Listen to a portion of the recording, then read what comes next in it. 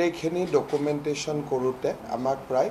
1.5 ঘণ্টা সময় লাগিব আমি আশা কৰিছো যে প্ৰায় 1.5 বজাৰ বা 2 বজাৰ ভিতৰত আমি জুবিন গাৰ্গক বা তেওঁৰ পাৰ্থিৱ শৰীৰক গুৱাহাটীলৈ পঠিয়াব পাৰিম নতুন দিল্লীত যাতে তেখেতৰ আন্তঃৰাষ্ট্ৰীয় বিমানৰ পৰা ঘৰুৱা বিমানলৈ অহা বা চাৰ্টাৰ ফ্লাইটলৈকে অহা সেই প্ৰচেষ্টাত কোনো খামখিয়ালি নহয় অযথা বিলম্ব নহয় তাৰ কাৰণে মই নিজে আৰু মন্ত্ৰী পবিত্ৰ মাৰ্ঘেৰিটা আমি বিমানবন্দৰতে থাকিম আৰু তেওঁৰ পাৰ্থিৱ শৰীৰৰ লগত গুৱাহাটীলৈ পবিত্ৰ মাৰ্ঘেৰিটাও উভতি যাব